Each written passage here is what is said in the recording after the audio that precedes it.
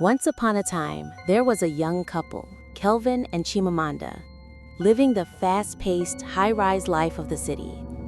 Their journey was anything but easy, but through grit and determination, they had climbed their way out of poverty.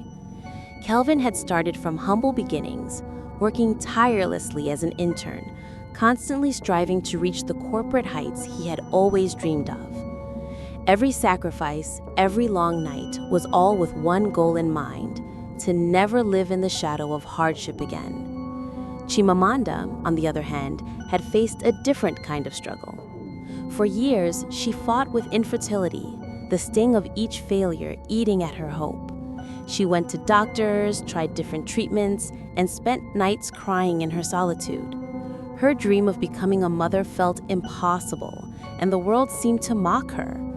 It wasn't until many years later, after countless prayers and frustrations, that they were finally blessed with their son Alex, their miracle child. Alex was everything they had longed for: their joy, their blessing, the living proof that their prayers had been answered. He was the light in their lives, the symbol of everything they had fought for. Their life seemed perfect, but beneath the surface, something was slowly shifting. Kelvin, for all his love for Alex, found himself more and more attached to his phone. It wasn't just a device, it became an idol, something he couldn't seem to put down, something that defined his success and his future. Notifications, calls, emails, and texts, his phone was always buzzing, demanding his attention. "Kelvin, please, just for an hour, put the phone down," Chimamanda would plead, exhaustion heavy in her voice. But Kelvin would always smile, give a quick nod, and turn his attention back to the screen. He believed that more work meant more success, and more success meant a better life for his family. But he didn't realize that in the process, he was missing the most precious thing of all: his son, his family, and the present moment. Alex, in his innocence, began to mimic his father's habits. He would bring his dad a juice box, watch him sip it without breaking his gaze from the screen, and try to talk to the voice assistant on the phone, imitating his father's interactions. It broke Chimamanda's heart to see their son so eager for attention that Kelvin wasn't giving him. Kelvin's life in the corporate world was ruthless. As a top analyst at Apex Global Finance, he was known for his drive, precision, and unyielding demand for excellence. His rise had not come easy, and it made him both admired and envied by his colleagues. One of those colleagues was Marcus Eze, a man who, though charming, lacked the talent Kelvin possessed. Marcus had always been jealous of Kelvin's success, and when Kelvin exposed a major flaw in Marcus's work, the rivalry between them escalated. The tension between them reached its peak when Marcus, unable to handle his jealousy, resorted to sabotage. Kelvin's meticulous nature often pointed out Marcus's inadequacies, and this caused Marcus to become increasingly bitter. One day, Marcus's shoddy work was exposed in front of their superiors, and he was fired. As he left the office, Marcus sneered at Kelvin, his voice low and venomous. "Enjoy your perfection, Kelvin. But remember, perfection always pays a terrible price." That week, Kelvin's mother, a devout Christian, came to visit. She noticed the way Kelvin's eyes were glued to his phone, how the house felt strangely cold and silent, and how Alex's innocent attempts to get his father's attention were often ignored. She didn't scold him, but she gave Alex a small, worn, red leather Bible, a New Testament, which she called his prayer shield. She blessed Alex with the quiet prayer, dedicating his future to God's protection. "Kelvin," she said softly, "you are building a tower to the sky, but your foundation is crumbling. You have to decide. Son, will you honor the covenant of ambition or the covenant of the blood you share with your son?" Kelvin nodded, hearing her words but not truly listening. The next day, Kelvin, trying to make amends, decided to honor a promise he had made to Alex, a father-son vacation. It was going to be just the two of them, a chance to reconnect without the distractions of work. He booked a 2-night stay at the luxurious Grand City Resort, known for its rooftop pool with an incredible view. He promised Chimamanda that they would leave their phones behind, leaving work at the door for the first time in years. 2 whole days, just you and me, Alex? Kelvin announced with a smile, his heart swelling with the hope that this would be the turning point for their family. Alex's eyes lit up with excitement, and his face broke into a wide grin. He had never been so excited for something so simple. The idea of having his father all to himself without the distractions of work or the pull of the phone felt like a dream. Chimamanda, though a little taken aback by being left out, couldn't help but feel a wave of relief wash over her. She had been waiting for Kelvin to make this move for so long. Finally, he was making time for their son, finally giving him the attention he deserved. She smiled warmly at him, though she feigned a playful annoyance. "A boys-only trip? What, am I not allowed to come along?" she teased, raising her eyebrow. She had spent so many months feeling like a distant figure in their lives. But deep down, her heart swelled with joy because she knew this was a positive change. Kelvin chuckled and gently reached for her hand, his smile genuine. "Just a little adventure for us men," he said, his voice filled with sincerity. But Chimamanda could see the love in his eyes, the promise to do better. Later that evening, Chimamanda went to work in the kitchen, preparing Kelvin's favorite meal, a hearty beef stew with potatoes, carrots, and homemade bread, the kind of meal that brought everyone together. As she worked, she found herself smiling. It felt so good to know that her family was taking a step toward healing, that Kelvin was finally stepping back from the constant pull of work. The dinner table was warm and inviting. They sat down to eat together as a family for the first time in ages, and for that brief moment, it felt like things were starting to fall into place again. The conversation flowed easily. Kelvin made Alex laugh with a joke about his childhood, and Chimamanda joined in, the laughter filling the room. It felt like home. After dinner, they all moved to the living room, sitting on the couch and watching an old family movie. Chimamanda crawled up beside Kelvin, and Alex lay across both of their laps, feeling safe and loved. It was a simple night, but for the first time in a long while, it felt perfect. As the movie ended, Alex yawned and stretched, his small hand reaching for his parents. "I'm sleepy," he said with a soft, sleepy smile. "Time for bed, little man," Kelvin said, gently lifting him up and carrying him to his room. After tucking him in, Kelvin kissed Alex's forehead, then exchanged a soft glance with Chimamanda before they walked to their own room. Once there, they stood for a moment, looking at each other. There was an unspoken understanding between them, a recognition that the road ahead would take effort, but tonight felt like a good start. They climbed into bed, holding each other close, and for the first time in a long while, they both fell asleep with peaceful hearts. Kelvin and Alex now on holiday? Everything changed in an instant. The sun was warm on Kelvin's face as he sat back in the lounge chair, finally feeling like he could relax. The weight of his job and the endless phone notifications felt distant for a brief moment. He turned his head to watch Alex, who was laughing and playing in the pool, his tiny body floating in the shallow end, carefree and happy.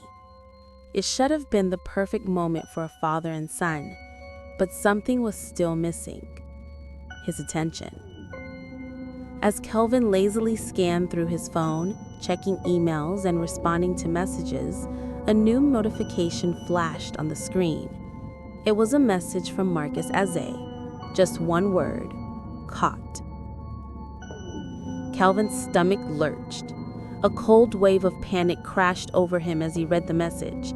It was a reminder of the professional battle he had been fighting with Marcus for months, The message wasn't just about a small victory for Marcus. It was a personal challenge. Kelvin's heart raced and his fingers moved quickly, typing a furious response. The world around him began to blur. Every tap on his phone pulled him deeper into the digital vortex, away from the reality happening just a few feet away. "Daddy, look, I'm getting the ring." Alex's voice, full of excitement, called out from the pole.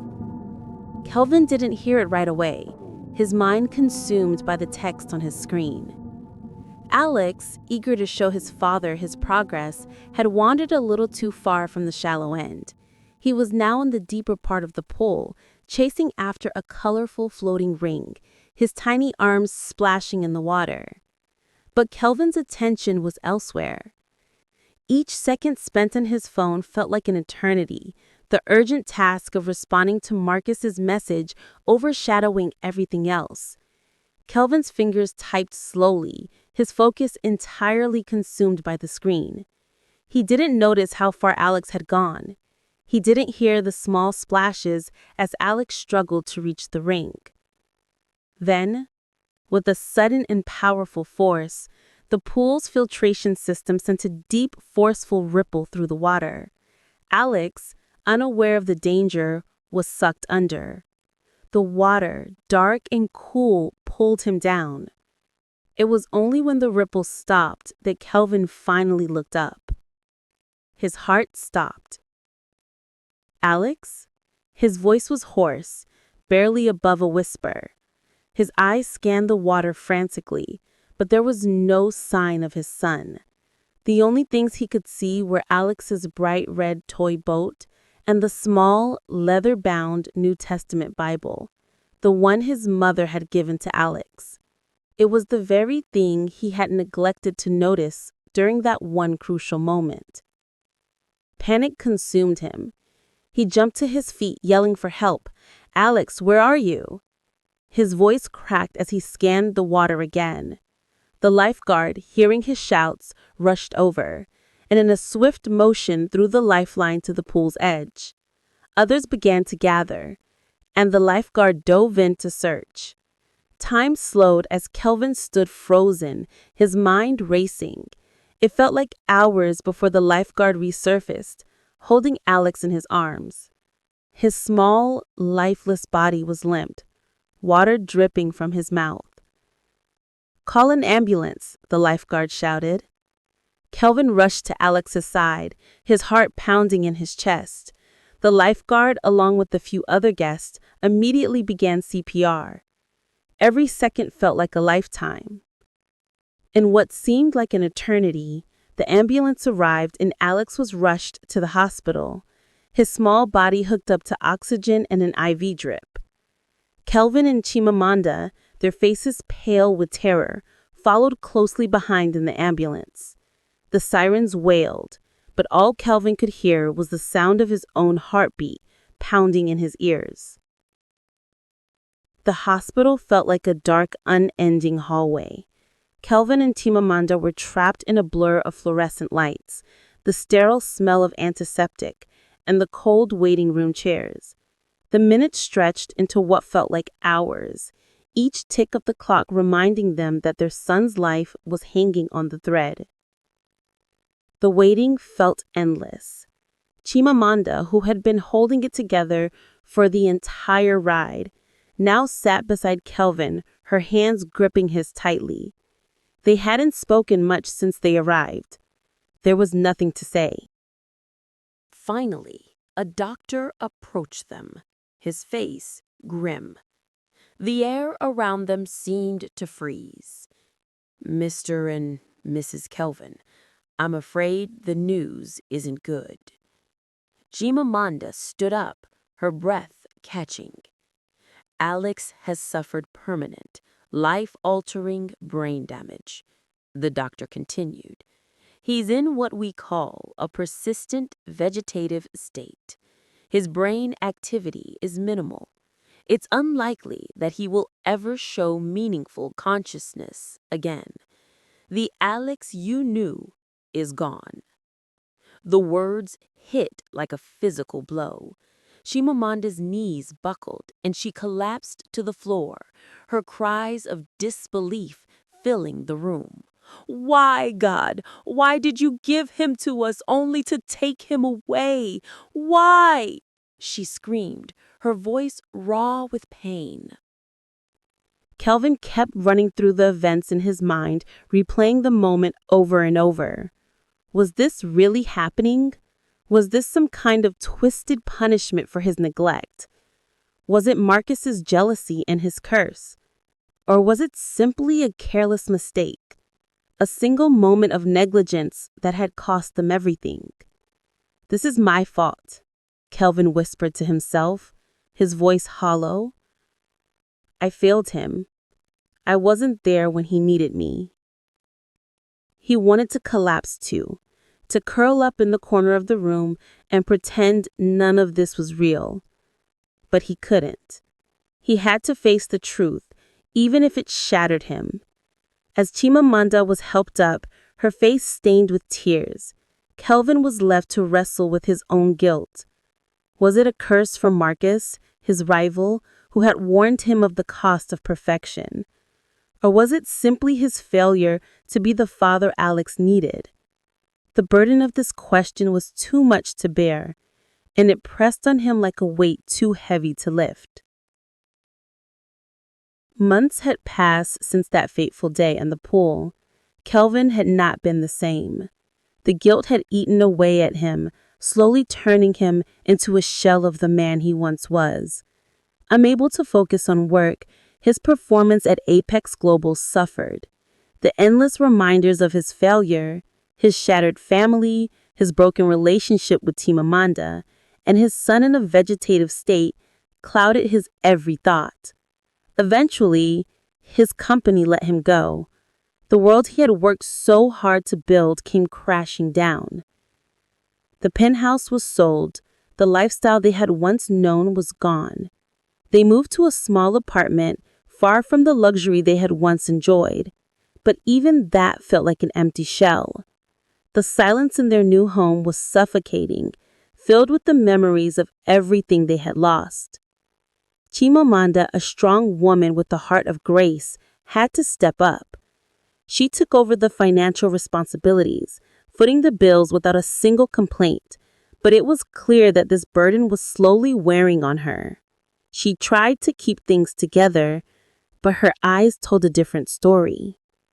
The weight of everything, the medical bills, the emotional toll of Alex's condition, and the loss of their home was heavy. She never once blamed Kelvin directly, but there was an underlying tension between them. She had never asked for this. She had never asked for the world to fall apart because of one man's mistake.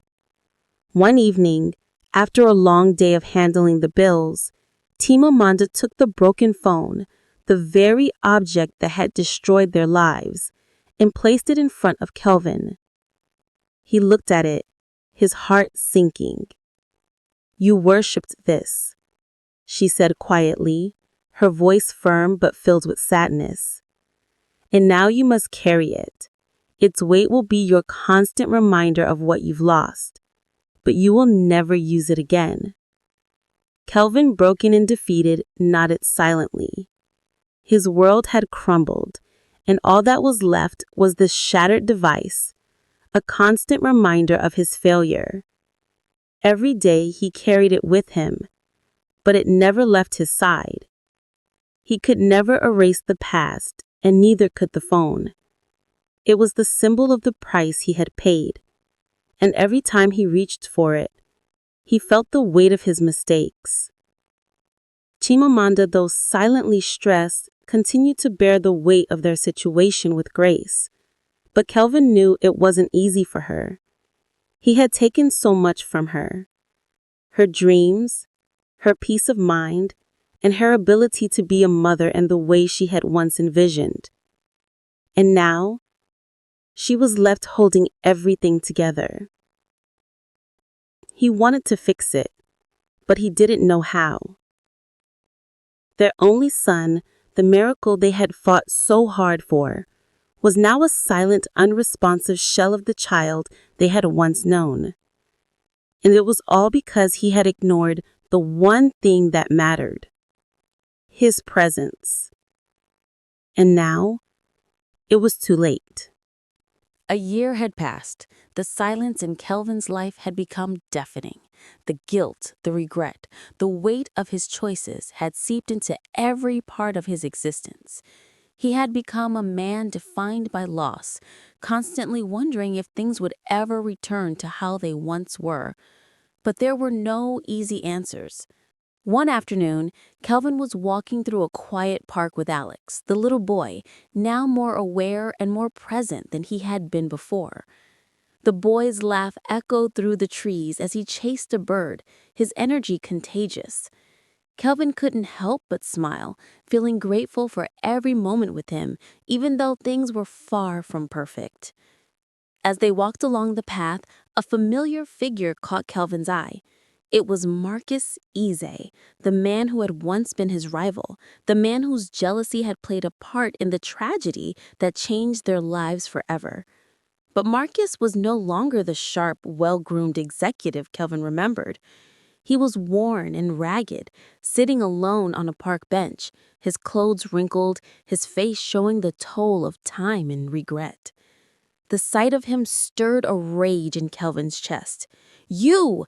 Kelvin shouted, stepping forward, his voice shaking with anger. "You sent that text. You ruined my life. If you hadn't—" Marcus looked up at him, but there was no anger in his eyes, only sorrow. "I sent the text. I did that. But I didn't plan for this. I didn't plan for what happened to Alex. I saw him slip. I was there watching. And I'm the one who called for help." Kelvin's anger faltered, confusion rising in its place. Marcus? The man who he had once seen as the enemy now seemed like a broken soul. "You called for help?" Kelvin repeated, his voice low. "You—" Marcus nodded, his eyes dark with regret. "I hated you, Kelvin. I was bitter, envious of everything you had, your success, your family. I wanted to take you down. But when I saw what happened, when I saw Alex fall, I realized I didn't want that. I didn't want him to get hurt."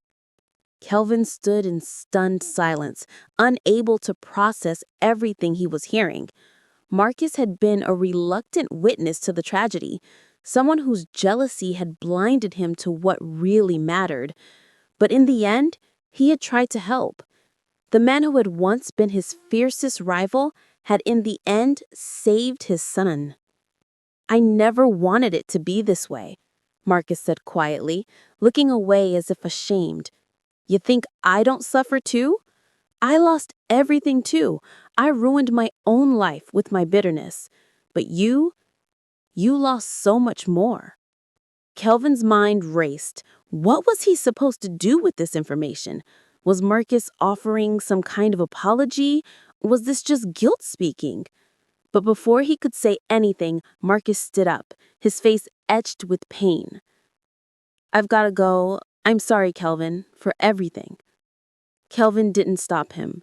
For the first time in a long while, he realized that maybe the anger that he had been holding onto was unnecessary.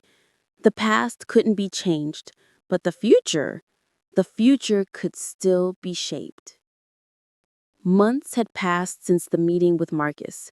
Kelvin and Chimamanda had slowly adjusted to their new life, one filled with small victories and even smaller moments of peace. Alex's condition had not improved drastically, but they held on to hope, their faith growing stronger with each passing day. They took Alex to the hospital for his regular checkup, as they did every month.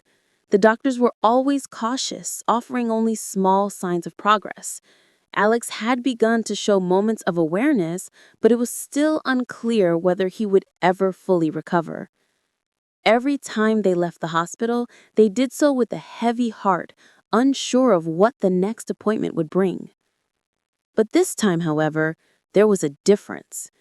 The doctor, Dr. Adewale, had a look in his eyes that made Kelvin and Chimamanda nervous. He let them into his office, where they sat in the same chairs they had sat in for months, hoping for good news. After examining Alex and reviewing his latest scans, Dr. Adewale looked up at them, his face lit with an emotion they hadn't seen in a long time. Hope. Mr. and Mrs. Kelvin, he began, his voice steady but filled with the quiet awe. I'm not sure how to explain this, but Alex's condition is improving. It's not a full recovery, but it's more than we expected. His brain activity is increasing. He's showing signs of awareness that were not there before. Kelvin and Chimamanda stared at him wide-eyed, not believing what they were hearing. What does that mean? Chimamanda asked, her voice trembling with emotion. It means Alex is showing signs of recognition. He's responding to stimuli, his eyes track movements, and he's reacting to your voices. This is something we didn't expect. It's a miracle. Tears filled Chimamanda's eyes as she looked at her husband, unable to speak for a moment. For so long, they had lived in a world of silence, waiting for something, anything to change. Now it felt like their prayers had been answered. Is he going to talk? Kelvin asked, his voice rough with emotion. We can't say for sure, but this is a step in the right direction. It's a miracle, yes, and we'll continue to monitor him closely. Chimamanda held Kelvin's hand tightly, her heart soaring with hope. Thank you, God, she whispered, tears streaming down her face. That evening, as they sat together watching Alex sleep peacefully, they both felt a weight lift off their shoulders. The road ahead was still long, but for the first time in a long while, they felt like the future was bright again. It wasn't perfect, but it was enough. One day, John, an old-time friend of Kelvin, called him. He offered him a business opportunity, a chance to rebuild his life, to get Alex the care he needed.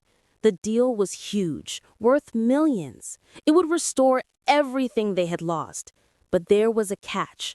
It would mean returning to the world of distractions, the very world that had led him to lose his son. Kelvin stood at the window, holding the broken phone in his hand. He looked at Alex, who was now awake and aware. He made his decision.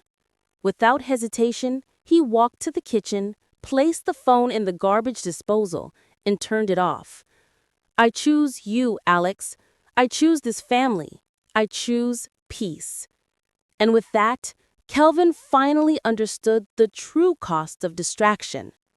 The moral of the story. In today's world, distractions are everywhere.